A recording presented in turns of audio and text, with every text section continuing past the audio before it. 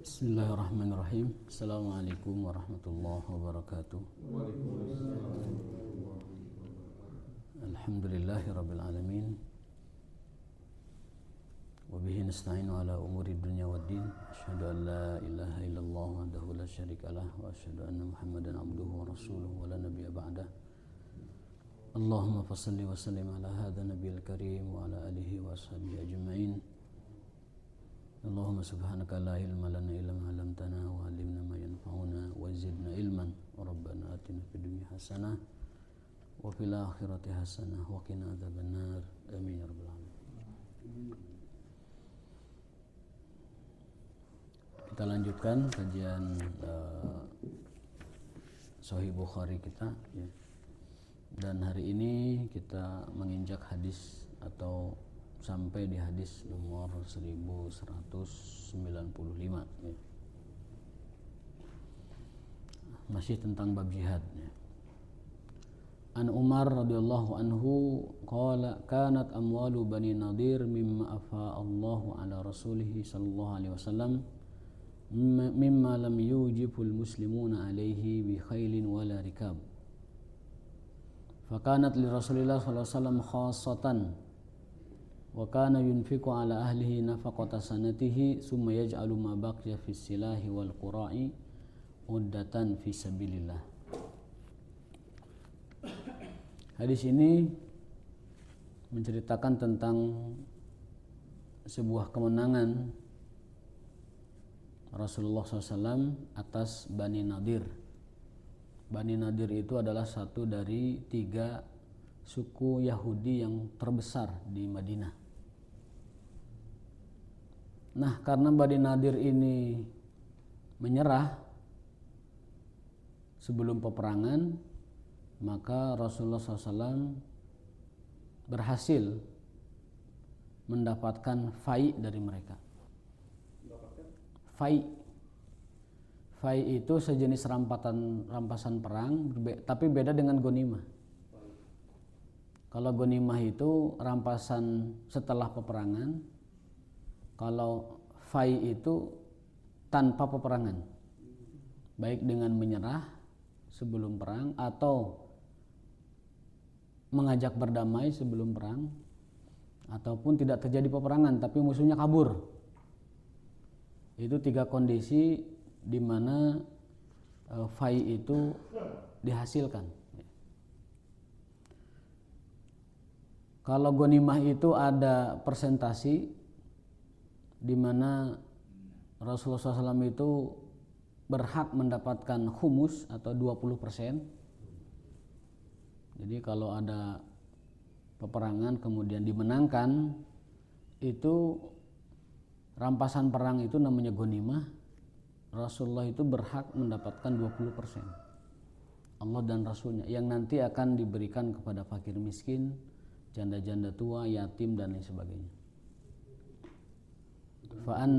Bukan untuk pribadi, tetapi beliau juga berhak, namun oleh beliau disalurkan kepada fakir miskin. Karena Rasulullah SAW itu punya prinsip, yang namanya harta itu tidak boleh melewati lebih dari 1 malam. Lebih dari 1 malam. Jadi kalau beliau mendapatkan sesuatu itu besok tuh sudah disedekahkan. Makanya disebutkan karihil mursalah. Sedekahnya itu bagaikan angin yang berhembus. Dalam hadis lain, kaman la yakhsal faqr. Sedekahnya Rasul itu seperti orang yang enggak takut miskin. La yakhsha al faqr. Tidak takut fakir, tidak takut miskin. Itu mental Rasul SAW. Bersedekah itu seperti orang yang tidak takut miskin, dan seperti angin berhembus dalam hadis lain. Terlebih nanti di Ramadan. Asyadu ma yakunu fi Ramadan, bahwa kondisi beliau dalam hal sedekah di bulan Ramadan melebihi yang lain-lain di bulan-bulan lain, seperti angin yang berhembus. Pernah suatu kejadian beliau mendapatkan hadiah dari Raja Bahrain yang begitu besar. Itu hari ini sampai hadiah itu, besok sudah habis. Dibagikan, disedekahkan kepada orang-orang. Sampai manggil orang ke masjid. yang memerlukan sesuatu datang ke masjid, dibagikan. Sampai ceritanya ada orang yang manggul banyak kan, kemudian oleh Rasul disindir, waduh orang ini banyak sekali ngambilnya. Jadi itu Rasulullah SAW, tidak ada yang mengalahkan dalam hal sedekahnya. Fa'anna lillahi, padahal kalau beliau ingin menjadi orang terkaya sangat mungkin. Pemimpin absolut beliau itu, di mana trias politika di tangan beliau, eksekutif, yudikatif, legislatif mutlak di tangan beliau. Maka tidak boleh ada pemerintahan manapun zaman sekarang meniru pemerintahan Rasulullah SAW dalam kekuasaan, dalam teladan iya, tapi dalam otoritas tidak boleh. Tidak boleh. Untuk zaman sekarang akan jadi super diktator kalau orang dia eksekutif, dia yudikatif, dia legislatif. Akan sangat tiran sekali. Akan diktator sekali. Maka yang memiliki 3 keistimewaan itu hanya Rasul SAW. Berbeda dengan setelah-setelahnya. Ya? Iya sama. Para nabi semuanya memimpin dengan trias politika di tangan sendiri. Nubuah, karena dipandu oleh nubuah, dipandu oleh kenabian, dipandu oleh kerasulan. Ya. Nah, itu ghanimah. Dan kata Rasulullah SAW bahwa harta yang paling baik atau kekayaan yang paling berkah adalah harta ghanimah. Dan harta ghanimah itu harta yang diistimewakan oleh Allah Ta'ala sebagai harta yang halal bagi umat Muhammad Sallallahu Alaihi Wasallam, tidak seperti harta umat sebelumnya. Kalau umat sebelumnya itu menang perang, harta ditinggalkan. Nabi-nabi sebelumnya, para rasul sebelumnya kalau sudah menang perang, harta ditinggalkan. Tidak ada yang diambil. Karena haram. Tapi Allah mengkhususkan umat Rasulullah SAW, wa uhillat liyal ghanaim, dan dihalalkan bagiku harta ghanimah. Bahkan bukan hanya dihalalkan, itu menjadi harta yang terbaik yang ada di muka bumi. Wa ju'ila rizqi tahta rumhi. Allah menjadikan rizkiku di bawah kilatan pedang. Perjuangan. Jadi ngalahkan musuh, kemudian harta yang ditinggalkan oleh musuh atau yang tidak dibawa mati oleh musuh itu menjadi harta rampasan perang, ghanimah. Dan kala itu ghanimah adalah salah satu menjadi instrumen mesin uangnya kaum muslimin.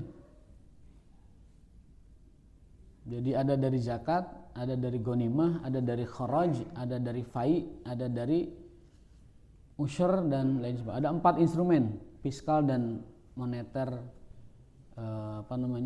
di zaman Rasulullah dan para sahabat. Sumber APBN tanpa pajak. Tanpa pajak. Pajak itu kan ada di masa para khalifah. Dan itu pun darurat. Ketika negara tidak memiliki sumber, boleh dia narik pajak. Dengan catatan pajak itu kembali kepada pelayanan masyarakat. Satu-satunya argumen kenapa pajak boleh diambil adalah karena pajak itu harus kembali ke masyarakat dalam bentuk pelayanan selain perlindungan. Jizyah dari orang kafir. Sumber, tapi itu hanya 1 dirham, 100.000 1 tahun. Tidak signifikan. Jadi orang kafir yang tinggal di bawah suaka orang Islam, orang kafir yang tinggal di bawah perdamaian dengan orang Islam, orang kafir yang hidup aman di negeri muslim itu hanya dikenakan 100.000 per tahun, dan itu all in, include semuanya, tanpa pajak, tanpa pungutan apa-apa. 100.000 setahun.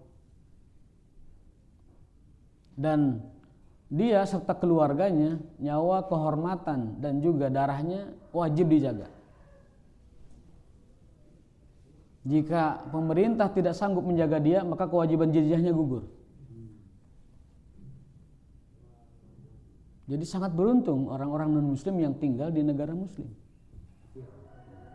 Non-muslim. Orang-orang non-muslim, orang-orang kafir sangat beruntung ketika dia berada di bawah pemerintahan Islam. Hanya membayar 100.000, tapi jaminan dia, keluarga, dan seluruh harta, kehormatan, nyawanya dijaga. Dari siapapun, seperti dijaganya seorang muslim. Jadi kesetaraan hak warga negara. Orang Islam dengan Islamnya, sehingga dijaga jiwa raga dan tanah kelahirannya. Orang non muslim dengan bayar 1 dirham itu. Itu pun hanya sebagai pembeda saja bahwa dia non muslim gitu. Jadi ada itu. Nah, alasan kedua kenapa pajak itu dibolehkan selain harus ada pelayanan kepada masyarakat, yang kedua adalah pendistribusian dan cara pemungutannya harus adil. Itu argumen kedua. Jika pemungutannya adil, angkanya adil, pendistribusiannya juga adil, maka itu baru dibolehkan. Kata Imam Ghazali, al-adlu asasul hukmi. Keadilan itu adalah pondasi dari kekuasaan. Jika keadilan itu tidak ditegakkan, maka itu kekuasaan lambat laun akan runtuh, akan hancur. Maka itulah pondasi fiskal dan moneter di dalam Islam. Ada zakat, ada ghanimah, ada fai, ada usyur, ada kharaj. Kharaj itu pajak tanah yang produktif. Jadi siapapun yang menguasai tanah, baik kaum muslimin atau non muslim, itu dikenakan pajak dari tanah itu. Yang produktif tapi itu namanya kharaj. Ada usyur. Usyur itu adalah pajak barang masuk, bea cukai gitu ya.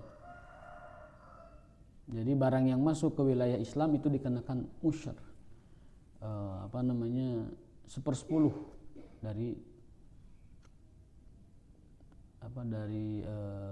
barang itu ya. 4. Jadi itu fiskal dan moneter dalam Islam itu 4. Zakat, ghanimah, fai, usyur, kharaj. 5 berarti. Kharaj itu pajak tanah tadi. Pajak tanah. Bukan PBB, pajak tanah yang produktif. PBB kan enggak produktif. Rumah yang ditinggali tidak ada pajaknya di dalam Islam. Tapi kalau tanah itu produktif, mungkin bisniskan, dikomersilkan dan segala macam, itu ada namanya kharaj. Diambil dari kata kharaja, itu kan sesuatu yang keluar, yang diambil dari tanah itu. Dan setelah 5 itu ada yang namanya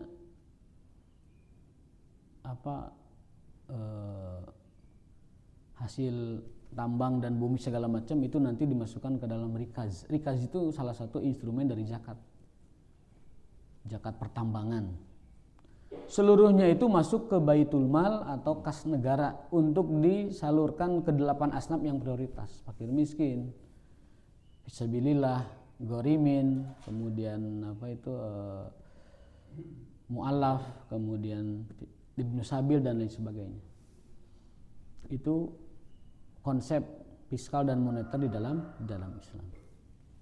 Jadi tidak sagawayah, karena harta yang dikumpulkan dari masyarakat bukan milik negara. Bukan milik negara. Tapi itu adalah amanah yang harus dikembalikan dalam bentuk pelayanan perlindungan kepada masyarakat. Itu dalam Islam negara tidak memiliki harta. Dalam Islam itu harta yang dikumpulkan dari masyarakat lewat zakat, kharaj, rikaz, usyur, fai, ghanimah, termasuk juga yang lain-lain ya, yang 5 instrumen tadi, itu merupakan amanah yang harus negara salurkan kepada tadi 8 yang membutuhkan itu. Iya kan amilin. Bisa dari asnaf itu ya. Jadi negara tidak memiliki, tetapi sebagai amanah dia menyalurkan. Karena dia dipungut dari masyarakat, maka negara punya kewajiban menyalurkan secara adil kepada masyarakat. Mengambil secara adil dan menyalurkan secara adil. Jadi tidak ada yang namanya negara memiliki. Kalau negara memiliki jadi seenaknya dia. Jadi seenaknya. Kalau negara merasa memiliki itu milik negara, itu seenaknya. Tapi kalau klausulnya itu adalah milik rakyat untuk dikembalikan kepada mereka secara adil, maka itu adalah menjadi amanah. Menjadi amanah. Negara numpang hidup di situ. Ibaratnya begitu. Untuk kebutuhannya. Kalau sekarang kan merasa memiliki. Dan bayar dan rakyat masyarakat yang tinggal di situ disuruh bayar kan gitu.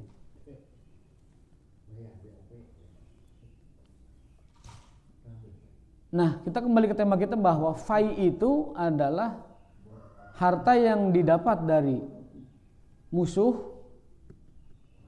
tanpa perang. Nah, fai ini tidak ada ketentuan persentase. Rasulullah mutlak punya hak, punya otoritas untuk membaginya. Bukan hanya Rasulullah, siapapun nanti pemimpinnya itu berhak sesuka dia membagi fai tersebut.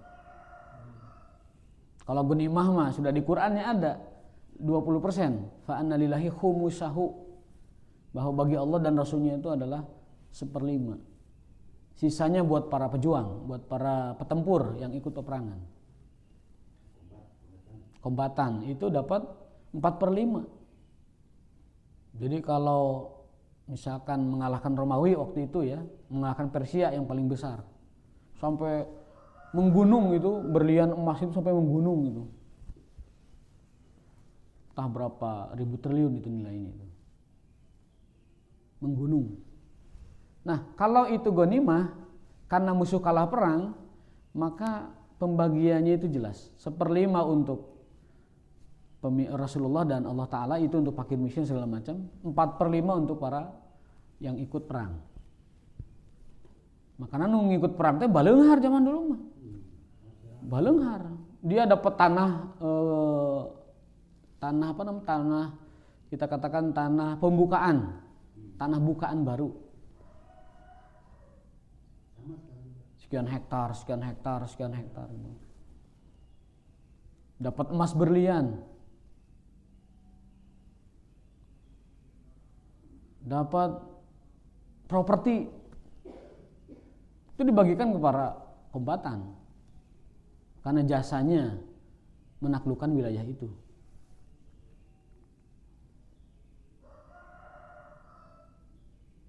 Kemudian bahkan dapat tawanan perang, para sabaya itu, para wanita. Ini bonus tambahan ini. Hamba sahaya. Yang boleh digauli tanpa dinikahi. Illa ala azwajihim aw ma malakat aymanuhum. Enggak, itu hukum Quran. Hukum Quran. Karena mereka statusnya dimiliki dan bukan orang merdeka. Tetapi pada akhirnya Islam menghapus perbudakan. Islam pada akhirnya berhasil menghapus perbudakan. Padahal sebelumnya peradaban Romawi, Persia, bahkan mungkin Yunani, bahkan mungkin peradaban Timur sekalipun itu terkenal dengan perbudakannya. Apalagi bangsa Eropa.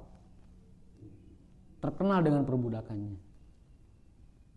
Islam datang menyesuaikan diri dengan peradaban yang mengenal perbudakan untuk sementara waktu, yang ujungnya adalah menghapus perbudakan itu.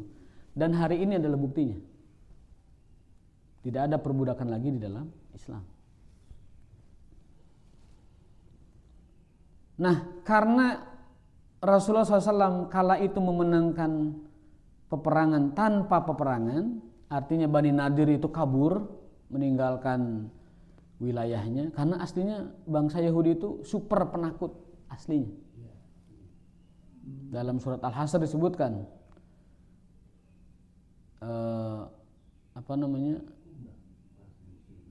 disebutkan bahwa kalian memperhatikan mereka seperti orang kuat.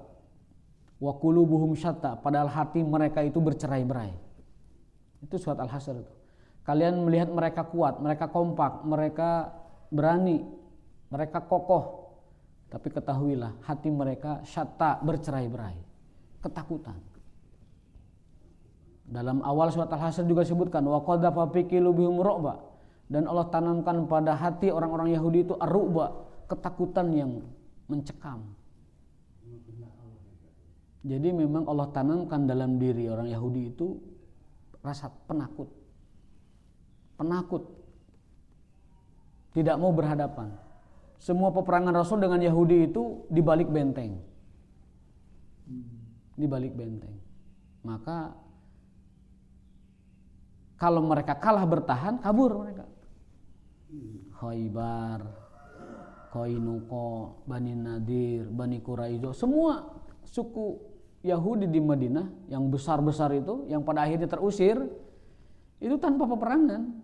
Kepung pergi, kepung pergi, kepung pergi. Gitu.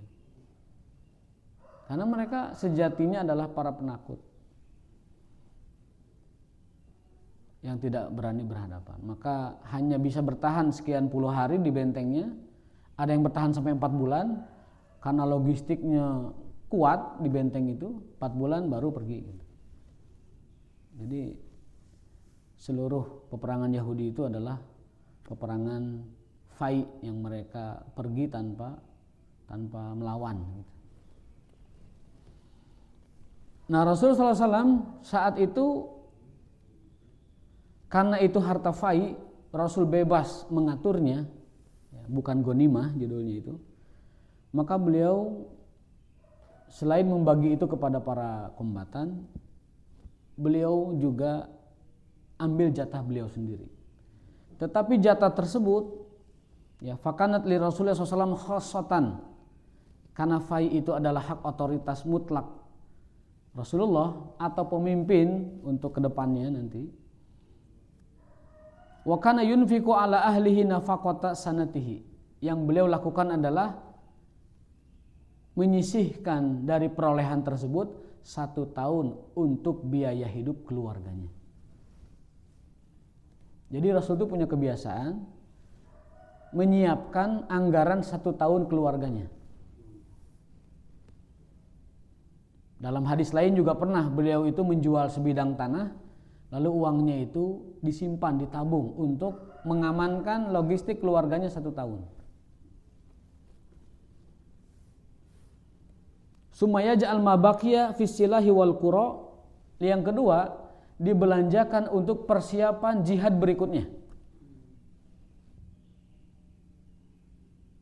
Jadi untuk keluarganya udah selesai, lalu beliau persiapkan itu untuk logistik persiapan jihad berikutnya.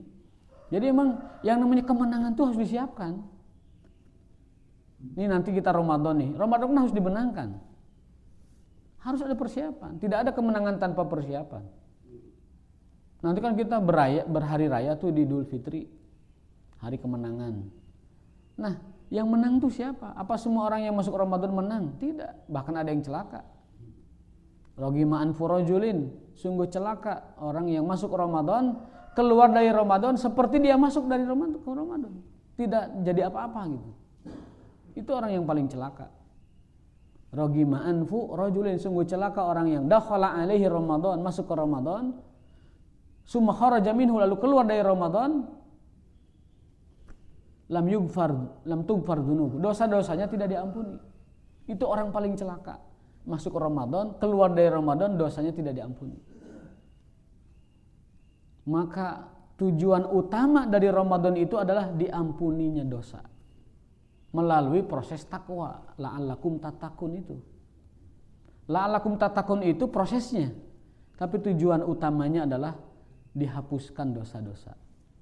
Sehingga masuk bulan Syawal kayaumin waladathu ummuh, seperti bayi yang baru terlahir dari rahim ibunya, bersih tanpa dosa. Tetapi banyak orang yang gagal di Ramadan.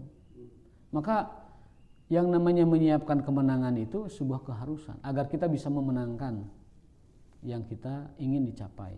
Nah, Rasulullah SAW menyisihkan perolehan dari fai'nya beliau itu, satu untuk logistik keluarga 1 tahun, yang kemudian kedua adalah untuk menyiapkan jihad berikutnya, dibelikan senjata dan perang, alat perang ya, apa istilahnya itu ya, alutsista ya. Odatan fi sabilillah ya, sebagai bekal untuk berjihad fi sabilillah. Jadi harta Rasul itu kalau gitu cuma 2, untuk keluarga, untuk dakwah. Nggak ada Rasul itu menimbun harta, tidak ada Rasul itu menyimpan kekayaan, tidak ada sama sekali. Dan ini teladan buat pemimpin ke depannya, bahwa yang namanya penguasa itu tidak boleh punya ambisi menumpuk kekayaan, bahwa pemimpin itu tidak boleh punya angan-angan atau cita-cita untuk memperkaya diri dari kekuasaannya. Tilurah Rasul SAW. Beliau sama sekali tidak punya keinginan menumpuk kekayaan. Bahkan ketika beliau meninggal dunia, apa yang beliau tinggalkan? Gaji pegawainya, kemudian baju perangnya, dan sisanya disedekahkan kepada fakir miskin. Tidak meninggalkan apa-apa. La dinaron wala dirhaman. Berbeda sama orang-orang sekarang. Pemimpin sekarang itu numpuk. Gimana caranya 7 turunan itu nggak usah kerja lagi. Bukan cuma numpuk kekayaan, numpuk kekuasaan, menyiapkan anak-anaknya itu berkuasa kembali.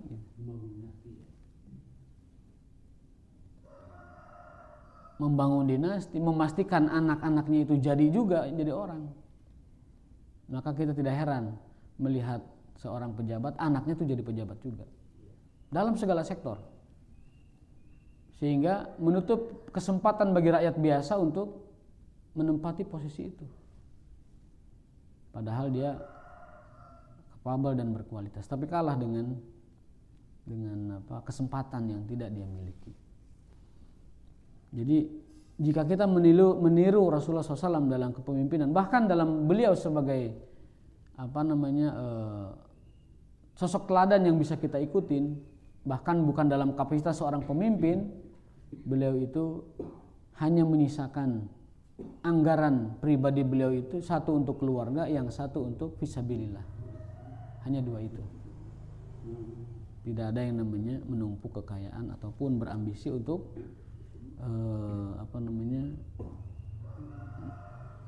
memperkaya dirinya.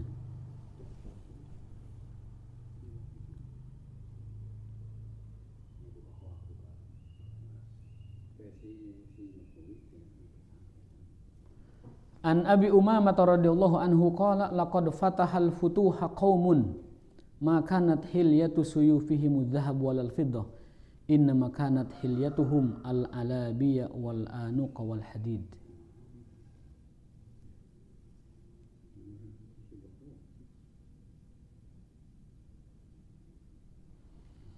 Abu Umamah meriwayatkan sebuah asar ya. Beliau mengatakan laqad fatahal futuha qaumun, kaum muslimin di dalamnya itu Rasulullah dan para sahabat, fatahal futuh, telah menaklukkan banyak negeri. Fatahal futuh itu menaklukkan banyak negeri. Makanat hilyatu suyufihim adh-dhahab wal fiddah. Ini gambarannya. Dengan itu mereka tidak menghiasi senjata-senjata mereka itu baik dengan emas atau perak. Jadi tidak menjadikan kemenangan itu sebagai kemewahan. Padahal bisa. Ya. Jadi kata Abu Umamah itu, ada satu kaum, itu maksudnya Rasul dan para sahabat. Mereka telah menaklukkan banyak imperium saat itu, Romawi Persia, yang sangat absolut, superpower dan tiran kala itu. Memajaki dunia istilahnya mereka itu kan. Kaum yang bangsa Arab yang tidak dipandang sama sekali tadinya mengalahkan mereka itu. Tapi kemenangan itu tidak lantas membuat mereka silau dengan dunia, gelap mata dengan dunia. Bahkan sama sekali pedang mereka pun tidak mereka ganti dengan yang pedang wah gimana gitu. Bahkan dilapisi dengan sedikit ngambil emas, lapisi senjatanya aja, mereka tidak lakukan. Itu ketawaduan dan kesederhanaan para sahabat. Menaklukkan imperium-imperium tapi tidak mengambil kemewahan dari itu. Padahal bisa.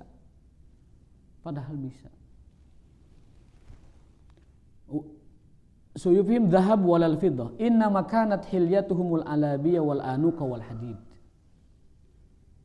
Yang mereka lakukan adalah mengumpulkan banyak senjata lain, alutsista lain untuk nanti kemudian berjihad kembali mengalahkan bangsa-bangsa lain untuk diajak menerima hidayah Islam. Dan dakwah mereka jelas, aslim taslam, masuklah ke dalam Islam, kalian akan selamat dunia akhirat. Kalau kalian menerima, kalian dibiarkan silahkan terus berkuasa, tidak akan diusik sama sekali. Ketika Rasul mengirim surat ke Romawi, kalau kau menerima ajakanku ini untuk berislam, kamu dan kekuasaanmu serta rakyatmu kubiarkan, silahkan.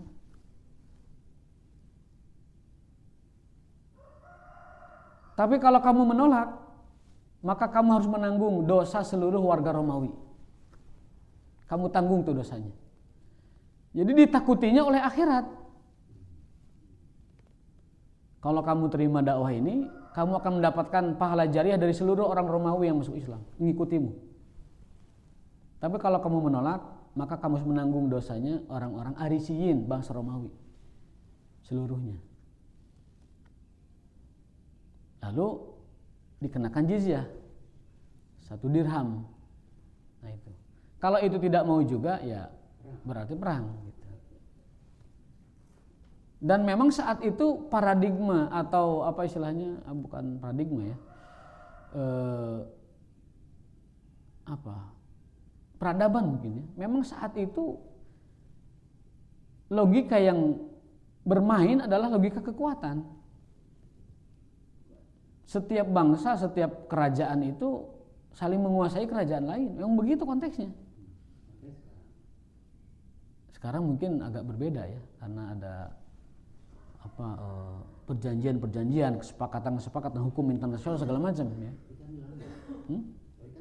Itu mah kan anomali, bukan patokan. Itu anomali. Tapi bahwa zaman sekarang ada traktat, ada kesepakatan, perjanjian, resolusi dan sebagainya, itu normalnya begitu. Tapi ada anomali yang melanggar, itu pelanggaran lain urusan.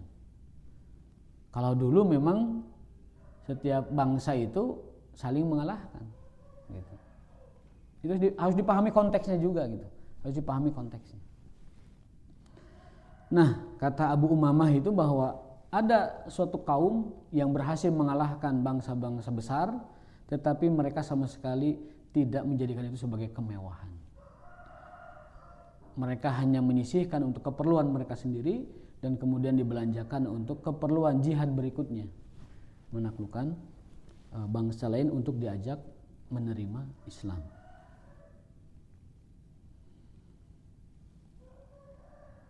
Nah, apa kesimpulan dari dua hadis ini? Kesimpulannya adalah bahwasanya di dalam Islam itu harta rampasan perang ada 2 macam. Ada ghanimah, ada fai. Ghanimah itu adalah rampasan perang hasil peperangan. Kalau fai itu rampasan perang tanpa peperangan, baik dengan menyerah musuhnya, atau kabur musuhnya, atau melalui perjanjian. Dan dua-duanya itu halal sebagai kekhususan umat Rasulullah SAW. Hanya bedanya kalau ghanimah itu ada ketentuan persentase, tetapi kalau fai itu pemimpin diberikan otoritas untuk mengaturnya sesuai dengan kebijakannya. Kesimpulan kedua adalah bahwa Rasulullah SAW menjadikan hartanya hanya 2 alokasi. Yang pertama adalah untuk keluarganya, yang kedua adalah untuk fisabilillah. Dan tidak ada misi menumpuk kekayaan, tidak ada misi memperkaya, tidak ada misi untuk menyisakan itu generasi berikutnya.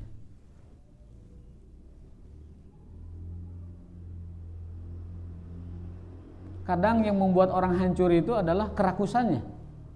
Sebagaimana pepatah Arab, afatur rijal tahta buruki toma. Kehancuran seseorang itu ada pada rakusnya itu, serakah.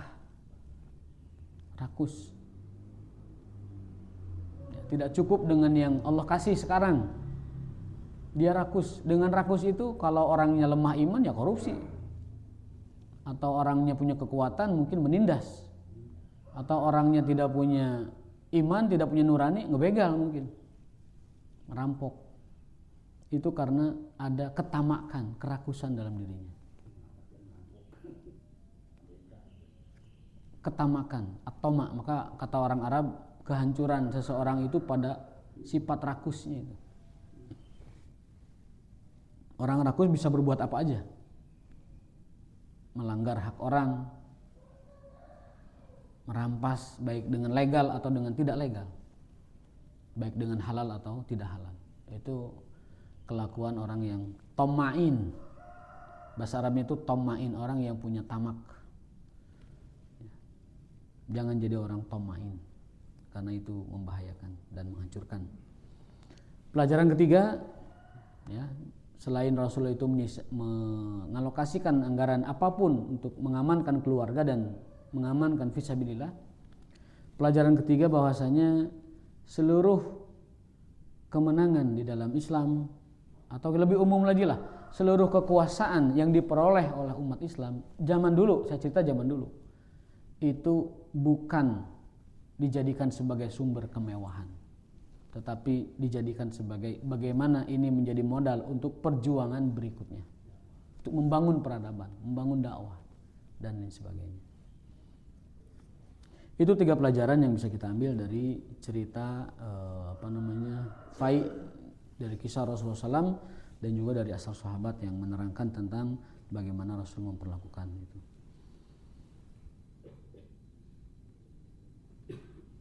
Poin berikutnya ini tentang doa, bukan poin sih, hadis berikutnya tentang doa. Kalau ada waktu kita masih ada ya? 3 menit. Ya silahkan. Bismillah. Kalau misalkan negara monarki dia tidak membagi trias politika secara jelas seperti di Indonesia, tapi kenyataannya misalkan memberikan kemakmuran yang lebih sama Brunei, negara-negara di Teluk, Saudi dan lain-lain, bisa nggak kira-kira itu misalkan dikawinkan konsep trias politika dengan konsep Islam, tetap pakai raja misalkan, tapi rajanya adil. Nah, berarti yang 3 kekuasaan itu dipegang oleh menteri aja, misalkan ada menteri kehakiman, kementerian pembuatan undang-undang dan lain-lain. Tapi hasilnya bisa lebih baik mungkin nggak ya? Pada prinsipnya dalam Islam itu tidak ada bentuk konsep negara apapun yang baku. Ya. Sekali lagi saya ulangi, dalam Islam tidak ada konsep baku tentang sistem kenegaraan. Dipersilahkan. Mau kesatuan seperti Indonesia, republik, ya, mau federal, mau kerajaan, mau kesultanan, mau monokrasi absolut, mau monokrasi demokrasi, mau teokrasi, silahkan. Tidak ada di ayat Quran, tidak ada di hadis Rasulullah SAW yang menunjukkan sistem baku atau format baku sistem kenegaraan. Jadi bebas, itu mau urusan duniawi ijtihadi, silahkan. Pikir dengan baik, konsep dengan baik, mana yang cocok, lakukan. Jadi Islam menerima seluruh sistem kenegaraan. Yang penting dia menegakkan 4 hal. 1, keadilan. Yang kedua adalah hak warga negara. Yang ketiga adalah iqamatu hududillah, sebisa mungkin menegakkan hukum Allah, karena sempurna tidak mungkin, hanya Rasul yang bisa. Dan yang keempat itu ada konsep prinsip musyawarah, mabda'u syura, karena ayatnya wasyawirhum fil amri, syurakanlah dalam segala hal, musyawarahkanlah segala hal urusanmu itu. Jadi sistem apapun yang menjamin 4 hak ini, maka dia disebut sistem Islami, sistem syariah. Walaupun konsepnya mungkin negara sosialis, negara republik, negara demokrasi, negara federal, apapun, asal menerapkan 4 hal ini. Prinsip musyawarah, hak warga negara yang adil, ditegakkan keadilan hukum, kemudian tadi sebisa mungkin menegakkan hukum Allah. Kalau 4 ini dilaksanakan, maka negara apapun itu disebut negara yang berdasarkan asas-asas Islam, negara yang berdasarkan dengan prinsip Islam. Karena sekarang banyak orang yang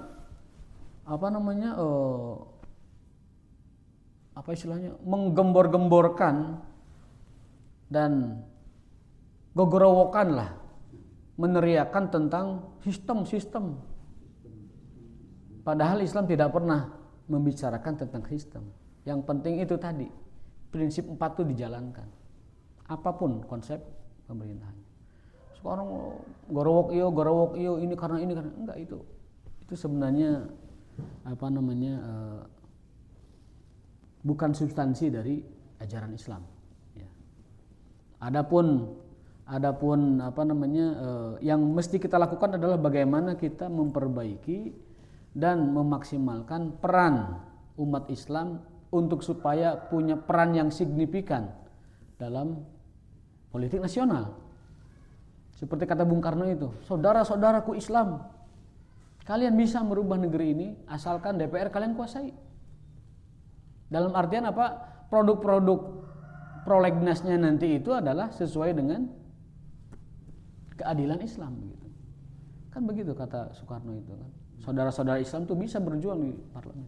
Karena Muhammad Nasir setelah mosi integral NKRI itu, dia mengatakan apa? Kesempatan kita adalah di pemerintahan, berjuang di pemerintahan gitu. Berjuang di parlemen, berjuang di pemerintahan. Tapi itu mungkin tidak diedukasi umat dengan benar, sehingga akhirnya mereka abai dengan politik, bahkan mencitrakan politik itu kotor dan jorok. Padahal tidak ada di negara ini yang tidak terjadi tanpa politik. Jadi diktum yang mengatakan bahwa politik itu kotor atau lain sebagainya itu kerjaan Belanda itu.